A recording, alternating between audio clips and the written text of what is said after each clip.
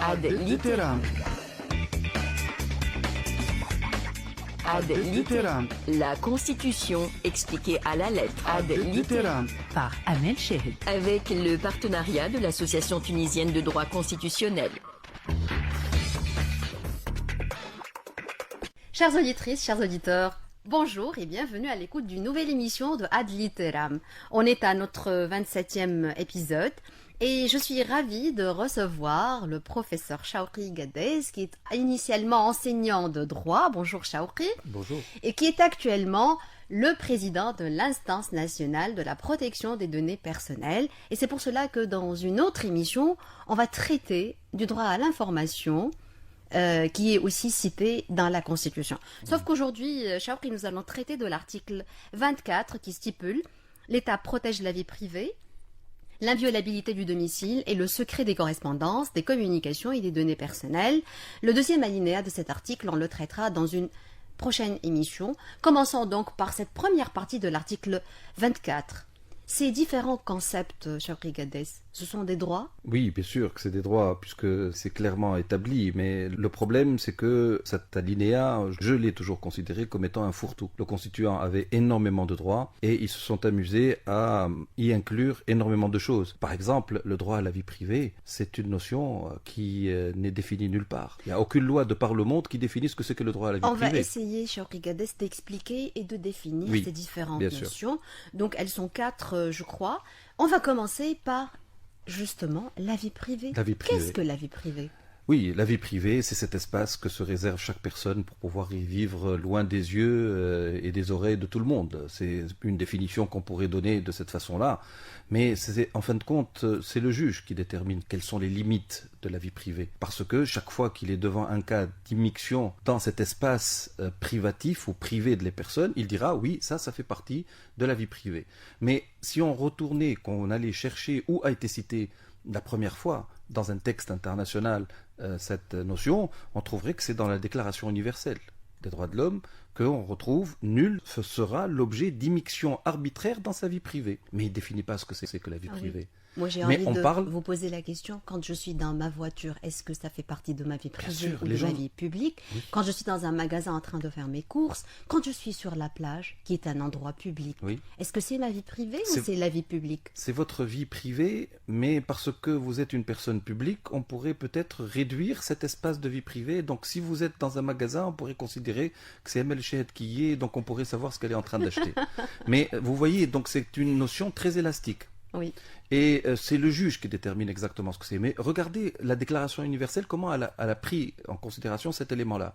Elle a dit on doit protéger toute immixtion dans la vie privée. Et la Déclaration universelle ne s'est pas arrêtée à cela, puisqu'il y a un deuxième alinéa qui dit exactement toute personne a droit à la protection de la loi contre ces immixtions. Donc l'État a son obligation, si on revient à notre article 24, alinéa 1er en ce qui concerne la vie privée, l'État a l'obligation d'édicter des normes qui punissent toute personne qui s'introduit dans la vie privée des gens. Et donc, je dirais que c'est en quelque sorte un chapeau à l'article 24 en entier. Mais il ne pouvait pas être au même niveau que les autres droits. Pour les personnes publiques et surtout les personnes qui occupent des postes de responsabilité dans des endroits bien situés au haut de l'État, est-ce que leur vie privée devient publique ? Je reformule ma question. Vous savez que beaucoup de responsables politiques dans le monde sont tombés, ont chuté à cause de scandales d'ordre moral touchant à leur vie privée. Oui. Alors, comment est-ce qu'on doit délimiter la définition de cet article 24 de la vie privée pour justement continuer à lutter contre la corruption des politiques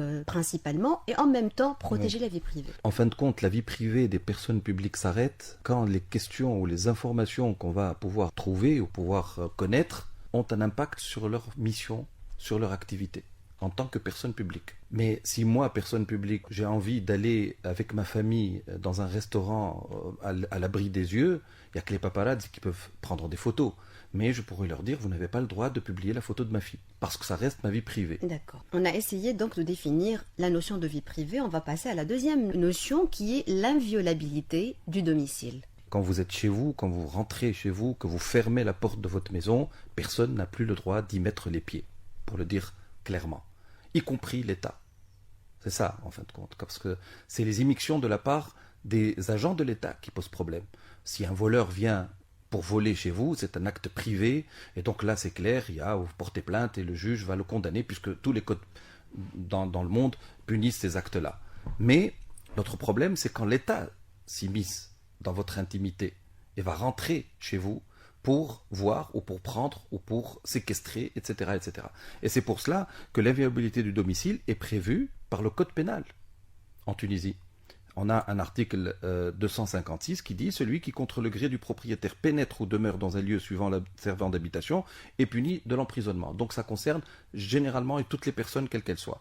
Mais le code de procédure pénale va déterminer, vous vous rappelez quand on a parlé de la vie privée dans la Déclaration universelle, la loi doit encadrer les immixtions, entre guillemets. Donc, le code de procédure pénale, dans un article 94, parle des perquisitions domiciliaires. Quand est-ce que l'État va pouvoir rentrer pour prendre des preuves, pour faire des constatations, etc., etc. Quand est-ce et de quelle manière? Parce voilà. que procéduralement, c'est organisé. C'est organisé. C'est pour cela que l'article 94 de notre code de procédure pénale le détermine. Ils disent, par exemple, que les perquisitions domiciliaires, par qui elles doivent être faites? Délégué par un juge d'instruction, et donc on est dans le cadre d'une procédure judiciaire. Et donc il doit avoir un papier, il faut qu'il le montre au propriétaire, autrement il ne peut pas rentrer, ce serait une voie de fait, et donc punissable par la loi. Et il y a aussi les fonctionnaires et les agents de l'administration qui sont autorisés par un texte spécial à le faire, comme les agents de la douane, etc. Et l'article 95 ajoute, même ces opérations-là ne peuvent pas être réalisées qu'à des tranches horaires déterminées. Vous voyez que c'est très bien canalisé. Donc vous voyez que le deuxième alinéa de la Déclaration universelle, il faut qu'il y ait une loi qui organise ces immixtions légales, et c'est toujours, on va le retrouver, c'est toujours une loi qui le permet, et c'est toujours un juge qui contrôle derrière. On va passer à une autre notion, le secret des correspondances et des communications. Quelle est cette fine différence entre correspondance et communication? Oui, parce que la communication dépasse la correspondance. La correspondance, c'est que je vous envoie un message. Aujourd'hui, ça peut être n'importe quelle manière de faire. Soit j'écris une carte postale, personne ne le fait plus. Soit j'écris une lettre, je vois plus de personnes écrivant une lettre, sauf les lettres administratives qu'on n'arrête pas d'écrire tout le temps. Mais ça va presque la plupart du temps à rien du tout. Et par contre, ce qui se passe, c'est qu'on s'envoie des SMS, on communique à travers Messenger, et je ne vais pas faire publicité à des plateformes, mais énormément de moyens de communication. Et donc, la communication est beaucoup plus large que la correspondance classique, même électronique. Et vous voyez qu'aujourd'hui, on communique de différentes manières qui vont évoluer avec le temps et avec le développement des technologies. Restons dans la correspondance qui est gérée dans notre pays comme dans d'autres pays par le Code de la Poste.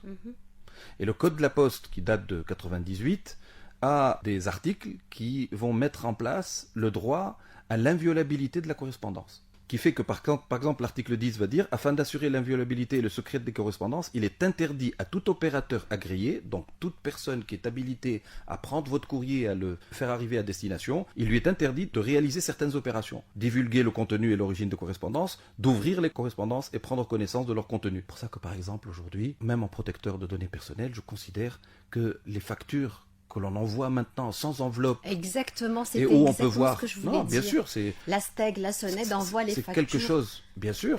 C'est une violation du secret de la enveloppe. Correspondance et des données personnelles. On verra aussi que c'est un autre aspect. D'accord. L'article 29 punit cela. La communication, si on va voir le code des télécommunications en Tunisie, qui date de 2001, qui a créé l'instance nationale des télécommunications, eh bien, il donne une licence pour les opérateurs en matière de télécommunication, parce que c'est ce qui importe aujourd'hui, c'est ça, la communication est concentrée sur la télécommunication, eh bien, ils s'engagent à se conformer aux conditions du secret et de neutralité à l'égard des signaux transportés. Donc l'opérateur en lui-même, votre opérateur de téléphonie, votre opérateur de connexion Internet, etc., puisque quand on envoie un message sur une des plateformes, ça passe par notre opérateur. Eh bien, lui, il a une obligation, d'après le texte, les conditions de secret et de neutralité à l'égard des signaux qui sont transportés.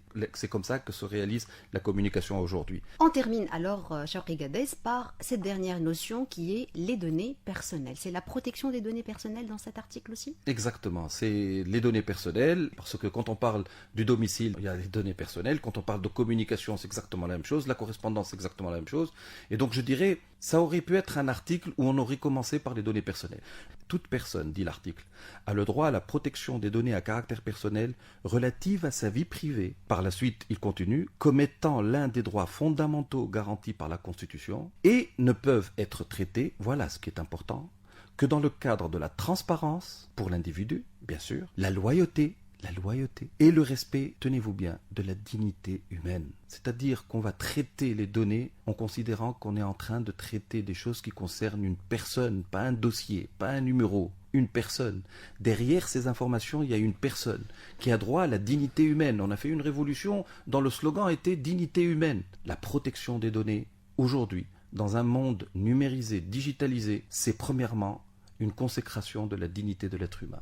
Merci infiniment, Chaouki Guedes. La semaine prochaine, on traitera de la deuxième partie de cet article 24. Au revoir et bonne journée. Ad Literam par Emel Shehed.